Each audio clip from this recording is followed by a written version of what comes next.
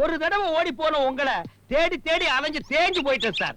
மறுபடியும் திரும்பி வந்த உங்களை ஒருத்தர் ரெண்டு பேரும் நினைச்சு எக்கச்சக்கமா குழம்பி போயிட்டேன் சார். அடுத்தவங்களை குழப்பி விட்டு யாருக்கும் சந்தேகம் வராத அளவுக்கு எப்படி சார் திறமையா நடிக்கிறீங்க? எப்போ அந்த வீட்டு பொண்ணு உங்களுக்கு உதவி செய்யறதா முடிவு பண்ணிருச்சோ நானும் உங்களுக்கு உதவி செய்யறதா முடிவு பண்ணிட்டேன் சார். சார் என் திறமை இவர்தான் சார் யூஸ் பண்ணிக்க மாட்டேங்கிறாரு. நீங்களாவது என் திறமையை கொஞ்சம் யூஸ் பண்ணுங்க சார். ஆஞ்சநேயர் அளவுக்கு இல்லைனாலும் ஒரு எலி அளவுக்காவது என்ன யூஸ் பண்ணிக்க சார். அது என்ன எலி? ராமாயணத்துல இலங்கைக்கு எலிதான பாலம் போட்டுச்சு. அது அணில்யா? எலி இல்ல. என்ன சார் குழப்புறீங்க சார்? இந்த ரெண்டு சின்ன சின்னதா இருக்கிறதுனால குழம்பி போயிட்டு சார். சாரி சார், என்ன மன்னிச்சிருங்க சார். அடுத்து என்ன பண்ண போறீங்க அத சொல்லுங்க. முதல்ல அந்த 3 பேர் பேர்ல இருக்க சொத்தை என் பேர்ல மாத்திக்கணும்.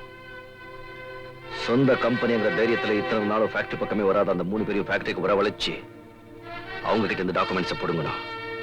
அதுக்கு நாளை காலை 10 மணிக்கு நாம ஃபேக்டரியில சந்திக்கிறோம். வேலையை கெடுத்து வெயில நிப்பாட்டிட்டாங்க இன்னைக்கு. அவ்வளவுதானே? உள்ள இருந்தாலும் வெளியே இருந்தாலும் சில்லற உண்டு. அமெரிக்கால இருக்கிற நம்ம முதலாளி முதல் தடவையா ஃபேக்டரிக்கு வர்றாராம். ஓஹோ. நீங்க முன்னாடி போங்க, நான் பின்னாடி வரேன். நம்மள அனுப்பிச்சிட்டான். அவன் எதுக்காக ஃபேக்டரி வரான்னு யாராவது கேட்டீங்களா? கேட்டேனே, அங்க வாங்க உங்களுக்கே தெரியும் சொன்னா.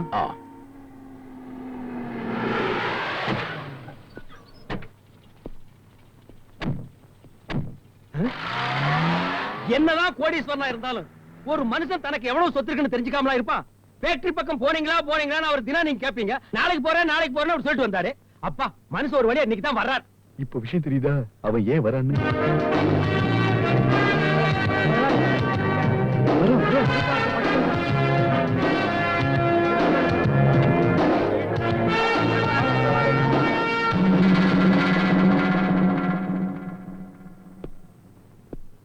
இதெல்லாம் எனக்கு பிடிக்காது. இல்ல முத எங்க கம்பெனி வந்திருக்கீங்க. உங்களுக்கு இது உங்க கம்பெனி இல்ல, என் கம்பெனி. கேரக்டர் நூறு பிடிச்ச மாதிரி மெயின்டைன் பண்றான் பாரு. உள்ள போலாமா சார்? சார் உங்களோட இந்த ஃபேக்டரியில மட்டும் 37 கோடி ரூபாய் வியாபாரம் நடக்குது சார் வருஷத்துக்கு. அப்பா கேட்டாலே தலை சுத்துது. இனி பணத்தை பார்த்தா பொத்துல கீழே வந்துருவேன். கிட்டத்தட்ட 10,400 பேர் இங்க வேலை செய்றாங்க சார். இது என்ன ரப்பர் ஃபேக்டரியா? யோ இது பேப்பர் ஃபேக்டரியா? பேப்பருக்கு ரப்பருக்கு வித்தியாசம் தெரியல உனக்கு. இப்ப என்ன நான் பெருசா தப்பா பேசிட்டேன்? பேப்பருக்கு ரப்பருக்கு ஒரு எழுத்தா வித்தியாசம். அதுவும் பர்ரு இதுவும் பர்ரு, ரெண்டுமே பர்ரு தான். Shut up sir. அந்த பக்கம் சிமெண்ட் ஃபேக்டரி சார், அந்த பக்கம் ஸ்டீல் ஃபேக்டரி, நடுவுல ரப்பர் ஃபேக்டரி சார். தூக்கி போடுற பேப்பருக்கு 10,450 பேர் அவசியம் தேவையா? மிஸ்டர் ரகுபதி, இந்த ஃபேக்டரி டாக்குமெண்ட்ஸ்லாம் கொண்டு வரீங்களா? எதுக்கு?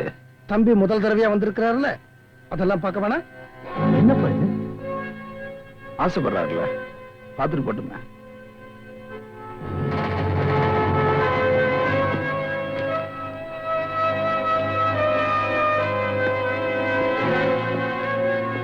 என்ன வக்கீல் சார் இது? சொத்துல இவங்க பேர்ல இருக்கு. சார் உங்க அம்மா சுயநினைவு இல்லாம இருந்த பொழுது சொத்தெல்லாம் இவங்க பேருக்கு மாத்தி எழுதிக்கிட்டாங்க சார். நீங்க அப்செக்ட் பண்ணா நான் மறுபடியும் பணத்துக்கு பொருளுக்கு ஆசைப்படுற நான் இல்ல. எனக்கு தேவையில்ல என் அம்மா தான். அடுத்தவ பணத்துக்கு ஆசைப்படுறது யாரோ சம்பாதிச்ச சொத்தை கொள்ளையடிக்கிற கேவலமான நாய் இல்ல. என் அம்மா சுயநலனுக்கு வந்த உடனே இந்த பணத்தை எல்லாம் இவங்களுக்கே பிச்சையா போட்டுடுங்க. நீங்க போடுற பிச்சையை வாங்குறதுக்கு நாங்க ஒண்ணு பிச்சைக்காரங்க இல்ல. நாங்கெல்லாம் நல்லா இருக்கும் போது எங்க அப்பா உட்கார வச்சு சோறு போடுற அளவுக்கு எங்களுக்கு திறமை இருக்கு. எங்க அப்பாவும் அவங்க கூட பிறந்தவங்களும் மூட்டை தூக்கியாவது தங்களை காப்பாத்திக்குவாங்க. ஐயா உங்க சொத்து மேல எங்களுக்கு ஒண்ணு ஆசை கிடையாது. Is it? Look, எப்போ இந்த சொத்து மேல உங்களுக்கு ஆசை இல்லையோ இனிமே தேவையில்லை.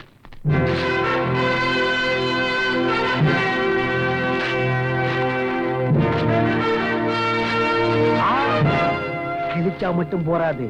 பாட்டிக 3 மோசமானது. பின்னால ஒட்ட வச்சு பங்கு கேக்குங்க. கொளுத்திடுறேன்.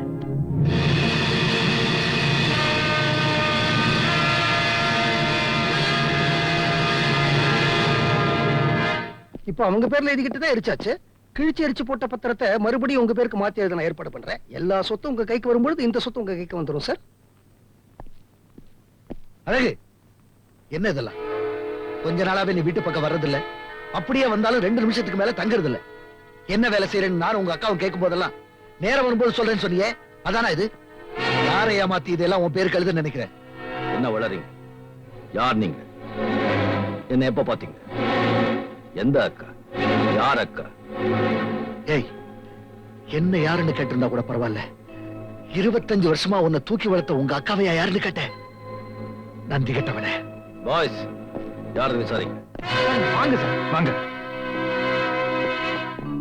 சார். கன்ஃபியூஸ் ஆகாதீங்க. இவர் முதல்ல வீட்டுல பார்க்கும்போது நாங்களும் அப்படிதான் சந்தேகப்பட்டோம்.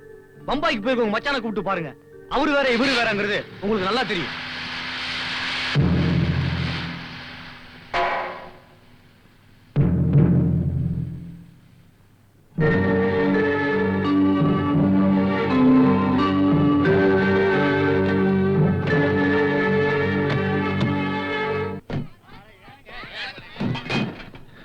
அக்கா, அக்கா, மாமா, மாமா, மாமா, மாமா, அவசரப்பட்டு எந்த முடிவு எடுக்காதீங்க. கம்பெனில அத்தனை பேருக்கு முன்னால உங்களுக்கு நான் யாருன்னு கேட்டேன்னா அதுல ஏதோ ஒரு விஷயம் இருக்குன்னு புரிஞ்சுக்கங்க. அக்கா, அக்கா, இந்த பெத்த தாய்கிட்ட நீங்க யாருன்னு கேட்டிருந்தா அவங்க புரிஞ்சுக்காம போயிருக்கலாம். ஆனா இந்த உலகத்தை ஆளாக்கின உங்களையே நான் யாருன்னு கேட்டிருக்கேன்னா அது ஏன் கொஞ்சம் யோசனை பண்ணி பாருங்க அக்கா. அக்கா, நான் நல்லவ இல்ல, கெட்டவ, திருட, போலி, தப்பான வேஷம் போடுறதுன்னா அதுக்கு உங்க உழைப்பு தான் காரணம். உங்க உழைப்பு மேல உங்களுக்கு சந்தேகம் இருந்தா நீங்க போங்க, தாராளமா போங்க. ஆனா ஒண்ணு மட்டும் சொல்றேன், என் உடல் இங்க இருந்தாலும் என் உயிர் மட்டும் உங்ககிட்ட தான் இருக்கும். இப்ப நீங்க மட்டும் போல என் உயிரை கொண்டு போயிட்டு இருக்கீங்க.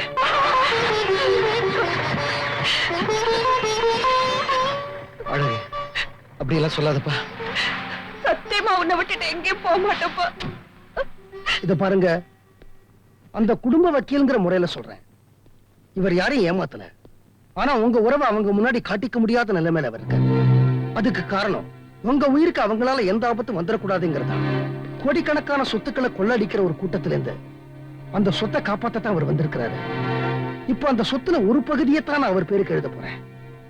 மொத்த சொத்தையும் அவர் பேருக்கு எழுதும் போது அவர் யாருன்னு உங்களுக்கே தெரியும். தமிழரசன் வாங்க.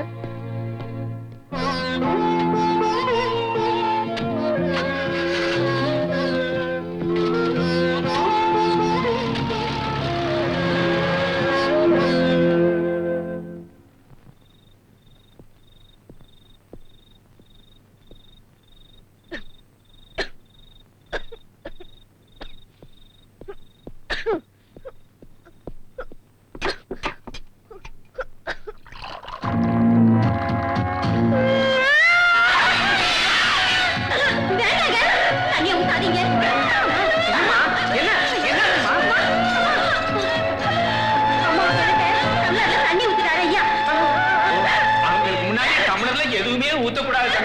அப்படி ஊத்துனா இப்படித்தான் வெறி வந்துடும்.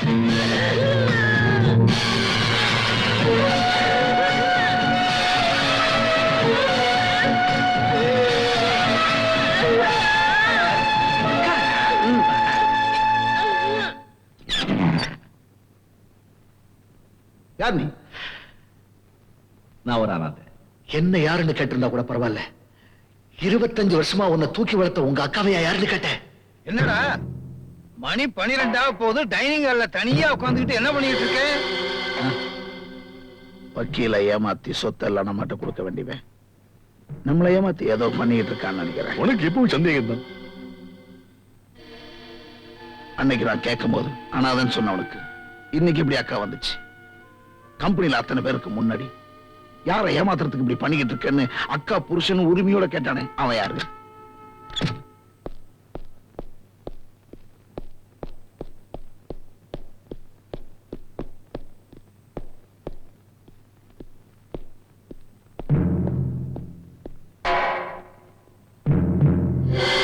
இந்த நேரத்துல எங்க போறான்?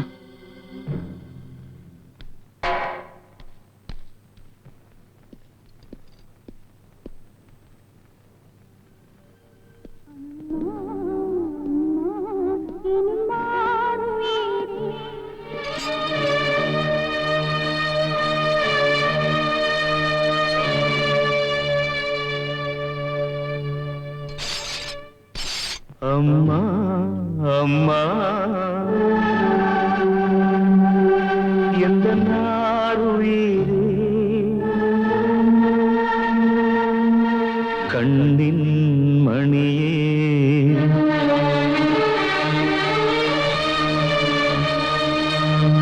தெய்வம் நீயே.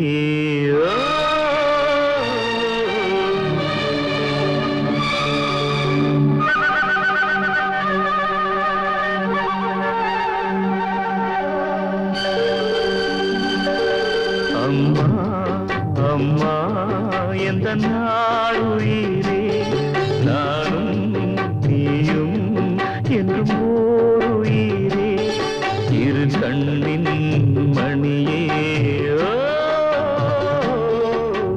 தெய்வம் நீயே ஓ, அம்மா அம்மா எந்த நாளுயிரே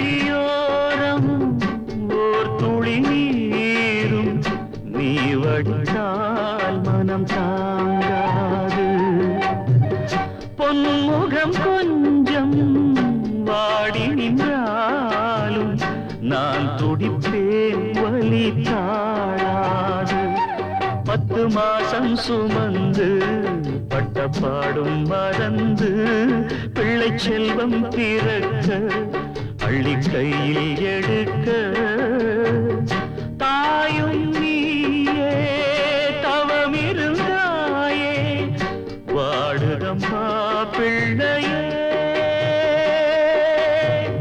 வாட்டுவதோ என்னை நீயே அம்மா அம்மா எந்த நாளுயிரே நானும் நீயும் என்றும் ஓருயிரே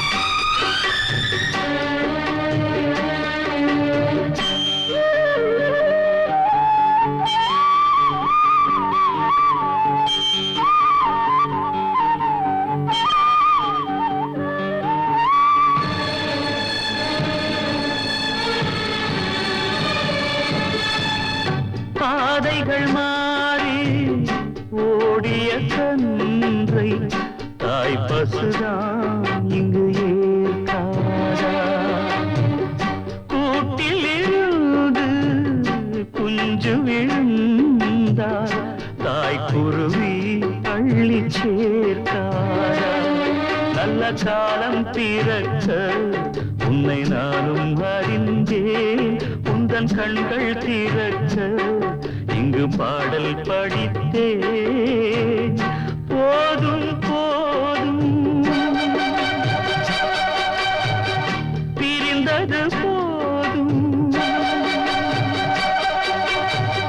வாடுதம்மா பிள்ளையே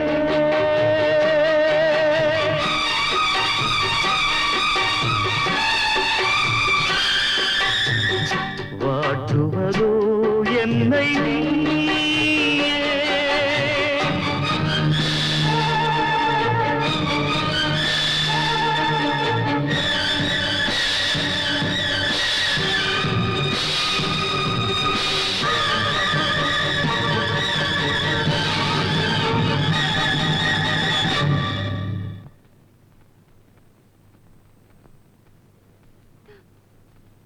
தமிழரசு தமிழரசு ஆமாமா நீ உயிரோட தான் இருக்கிறியா ஆமாமா என் மகன் உயிரோட இருக்கா உன்னை யாரும் ஒண்ணும் செய்ய முடியாது யாராலையும் எதுவும் செய்ய முடியாது ஆமாமா நான் உயிரோட தான் இருக்கேன் அவங்க எனக்கு கொடுத்த விஷயம் ஒன்றும் செய்யல உங்களை மறுபடியும் சேர்ந்து எனக்கு கொண்டு வந்து நம்மளை பிரிச்சு அந்த பாவங்களை பழி வாங்கத்தான் அந்த ஆண்டவன் என்ன உயிரோட வச்சிருக்கா யார் எனக்கு விஷயம் கொடுத்து சாகரிக்க நினைச்சாங்களோ அவங்க மூலமாவே என்ன உங்ககிட்ட கொண்டு வந்து சேர்த்துட்டா அந்த 3 பேரை பொறுத்த வரைக்கும் நான் என் வேஷத்தை நினைச்சிட்டு இருக்கேன் உங்ககிட்ட கையெழுத்து வாங்கி என் சொத்தெல்லாம் அவங்க கிட்ட ஒப்படைக்க போற ஒரு சாதாரண வியாபாரி ஆயிருக்கேன் வேண்டாம் தமிழரசு மறுபடியும் நாம அவங்க கிட்ட போக வேண்டாம் இந்த சொத்தெல்லாம் அவங்க எடுத்துக்கிட்டோம். இதுக்காகத்தானே என் புருஷன் நான் இழந்தேன். நீ செத்துட்டுதான் நினைச்சு இவ்வளவு நாள் சுயநலம் இல்லாம கிடந்த. இப்ப நீ கிடைச்சது எனக்கு நினைச்சு பார்க்க முடியாத சொத்து. நம்ம இங்க போயிடலாம். இல்லம்மா, உங்களை சுயநலக்கு கொண்டு வந்து உங்க மூலமா எங்க அப்பாவை யாரு எப்படி கொண்டாங்கன்னு தெரிஞ்சுக்க இத்தனை நாள காத்துக்கிட்டு இருந்தேன். சொல்லுங்கம்மா, எங்க அப்பா எப்படி செத்தாங்க? என் கூட பிறந்தவங்க 3 பேரும் பணத்துக்கு ஆசைப்பட்டு என்ன ஒரு கிழவனுக்கு கட்டி வைக்க பார்த்தாங்க. அந்த கல்யாணத்துக்கு வந்திருந்தவங்க அப்பா அதை தடுத்து அதே மேடையில எனக்கு தாலி கட்டி என்ன மனைவியா ஏத்துக்கிட்டாரு. அதுக்கப்புறம் அவங்கள வீட்டுக்குள்ள சேர்க்கல. அவங்களுக்கு பயந்து சொத்தை எல்லாம் உன் பேர்ல எழுதி உன்னை அமெரிக்காவுக்கு படிக்க அனுப்ப ஏற்பாடு பண்ணாரு. 25 வருஷத்துக்கு அப்புறம் படிப்பு முடிச்சு திரும்பி வர்ற உங்ககிட்ட தான் இந்த சொத்தை எல்லாம் ஒப்படைக்கணும்னு உயிர் எழுதிட்டாரு. இது தெரிஞ்சுக்கிட்ட என் தம்பிங்க குழந்தைய பாத்துக்க நான் வந்துடுறேன். சீக்கிரம் வந்துருங்க. ஓகே. நல்ல வேகமா ஓடுங்க, உடம்பு இழக்கிட்டோம்.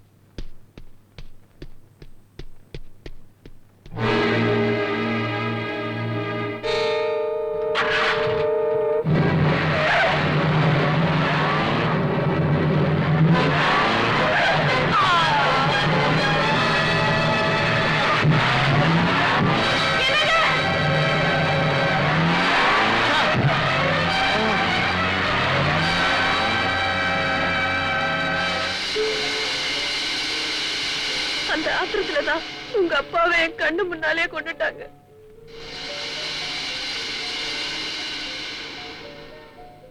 உன் மக உயிரோட அமெரிக்கா போகணும்னு இது யார்கிட்டயும் சொல்லக்கூடாதுன்னு மிரட்டினாங்க. அன்னைக்கு கிழமை என் மகனை இன்னைக்கு மறுபடியும் பாப்பேன்னு நான் கொஞ்சம் கூட எதிர்பார்க்கல. என் அப்பாவை கொன்னவங்களுக்கு சரியான பதில் கொடுக்கிற வரைக்கும் நீங்க சுயநலக்கு வந்ததா யாருக்கும் காட்டிக்க வேண்டாம். உங்களுக்கு இந்த விஷயம் தெரிஞ்சா என் வேஷத்தை நானே கலைக்கிற வரைக்கும் அவங்க இல்ல யாராலையும் கண்டுபிடிக்க முடியாது. நான் சொல்றத நம்புங்க. என் கூட பிறந்த தம்பிதான். என் பொண்டாட்டி இது வரைக்கும் என்கிட்ட எந்த விஷயத்தையும் மறைச்சது இல்ல. அவ கூட பிறந்த தம்பிதான். கவலைப்படாதீங்க, அசத்தான விஷயம் நம்ம கையில இருக்கு. அவன் யாருங்கிற உண்மை இப்ப தெரிஞ்சிடும். இது உன் குழந்தையா இருந்தா அவன் யாருங்கிற உண்மையை சொல்லு. இது உன் குழந்தை இல்லைன்னா இதுக்கப்புறமா உண்மையை சொல்லு.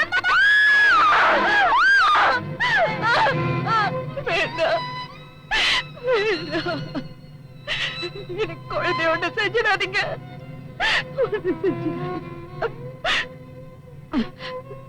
தமிழனுக்கு கூட பிறந்த தம்பி இல்ல. பாம்பேல நானும் எங்க அப்பாவும் கோயிலுக்கு போயிருந்தப்ப அவனுக்கு யாரோ விஷத்தை கொடுத்து மலையில இருந்து தூக்கி போட்டுட்டாங்க. காப்பாத்தி நாங்க கூட்டிட்டு வந்தோம். இது வரைக்கும் அவன் யாருங்கிற விவரம் அவனுக்கே தெரியுமா தெரியாதான்னு எனக்கு தெரியாது. வாரிச புதைச்சிட்டு வாடானா வீசிட்டு வந்திருக்க. அவனையும் அவன் வேஷத்துல நடிக்க வர கூப்பிட்டு வந்திருக்க. இந்த நிமிஷமே அவனை க்ளோஸ் பண்ணிரு. அவனுக்கு நாளைக்கு கிடைக்க போற சொத்தெல்லாம் நம்ம கைக்கு வர வரைக்கும் அவனை ஒண்ணுமே செய்யக்கூடாது. அவன் யாருன்னு நமக்கு தெரியக்கூடாதுன்னு அவன் நடிக்கிறான். அவனை தெரிஞ்சுக்காத மாதிரி நாம நடிப்போம். வாங்க வாங்க வாங்க வாங்க வாங்க வக்கீல்கள் எல்லாம் வாங்க. இந்த நல்ல நாளுக்காகத்தான் இத்தனை வருஷமா எதிர்பார்த்துக்கிட்டு இருந்தோம். என் தம்பி ரகுபதி இந்த வீட்டு வாரிசு தமிழரசனை கூப்பிட போயிருக்கான். இன்னொரு தம்பி கணபதி எங்க அக்காவை கூப்பிட போயிருக்கான். எல்லாரும் வாங்க வாங்க உட்காருங்க.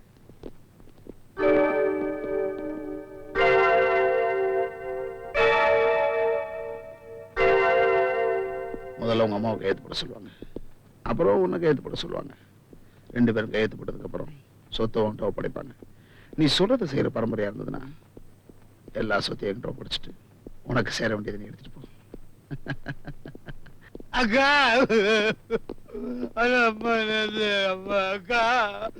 பாருங்க அக்கா, என்னால பொறுக்க முடியல. சோகமா வருதப்பா.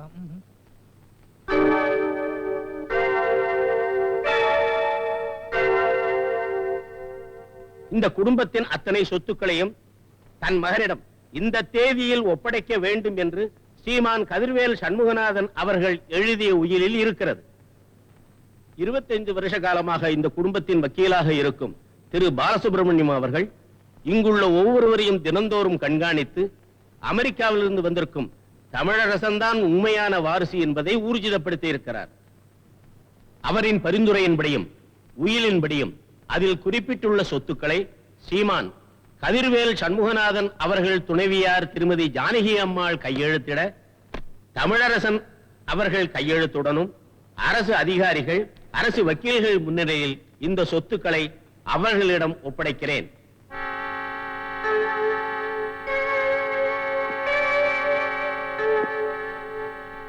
இந்த கையெழுத்து போடு.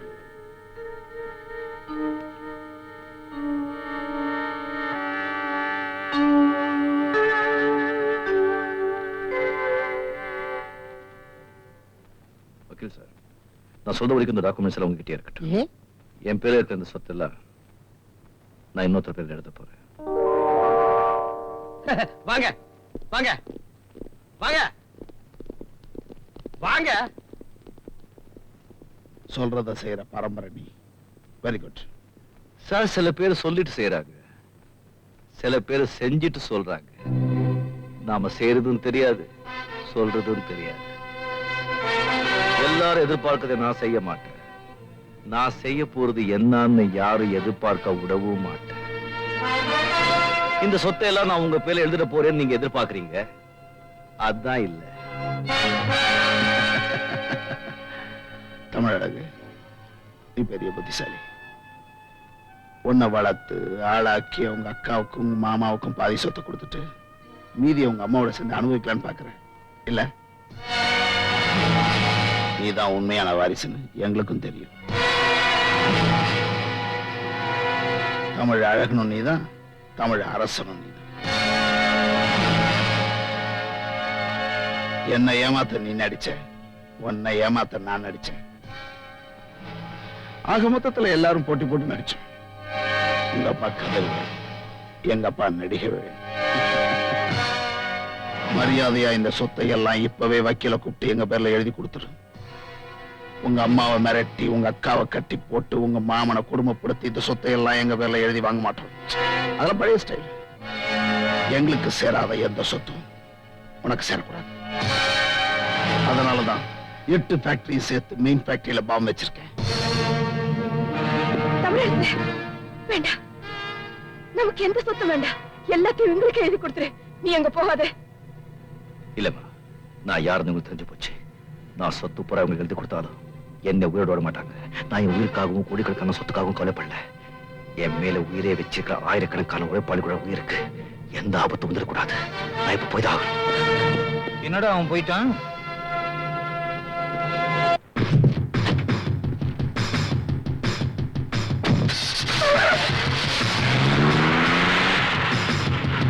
ஹலோ துரியோதன், தமிழரசு இங்க இருந்து புறப்பட்டான். அவன் உயிரோட ஃபேக்டரி போக கூடாது. கவலைப்படாதீங்க, அவன் உயிரோட போக முடியாது. இன்னும் 1/2 மணி நேரத்துல நான் ஃபேக்டரியில வச்சிருக்கிற டைம் பாம்புல 30ன்னு வரும்போது ஃபேக்டரியே வெடிச்சு தூள் தூளா போயிடும்.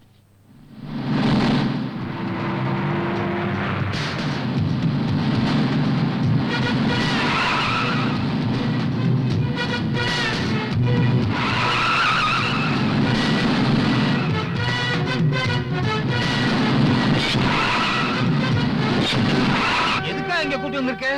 எல்லா வேலையும் முடிச்சுட்டு துரியோதனை இங்க வரேன்னு சொல்லியிருக்கான். அதான்.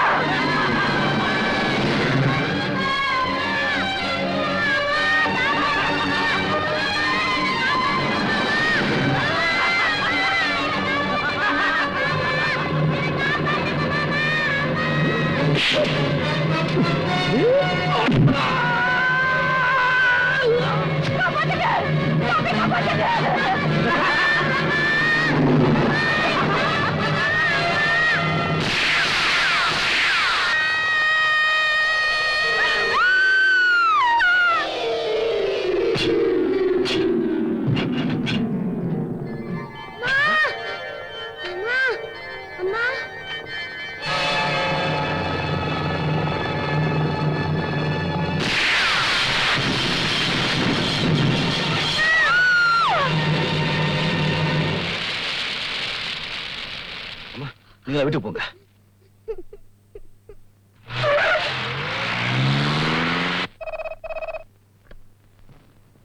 ஹலோ, என்ன விஷயம்? இனிமே நம்ம ஒரு நிமிஷம் கூட இங்க இருக்க கூடாது. ஏன்? தமிழருக்கு ஜெயிச்சுட்டான்.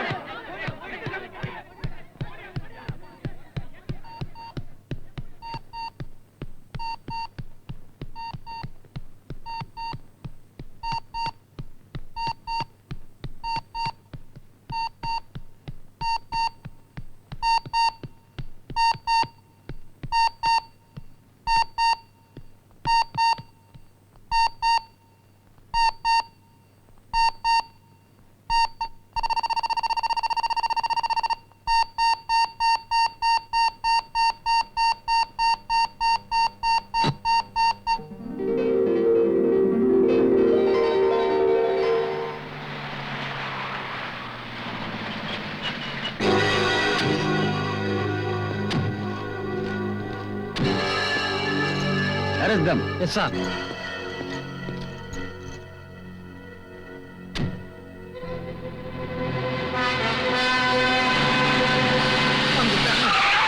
முழுசா வந்துட்டானே. கடவுளுங்கிற முதலாளி இருக்க வரைக்கும் உங்க மாதிரி ஆளுங்களால எந்த உழைப்பாளியும் அழிக்க முடியாது. You are a good actor. நல்ல நடிகன். இனி எப்படி? சூப்பர். இவங்க இல்லைன்னா என் மகன் எனக்கு கிடைச்சிருக்க மாட்டான். முதல்ல இவங்க கிட்ட ஆசீர்வாதம் வாங்க.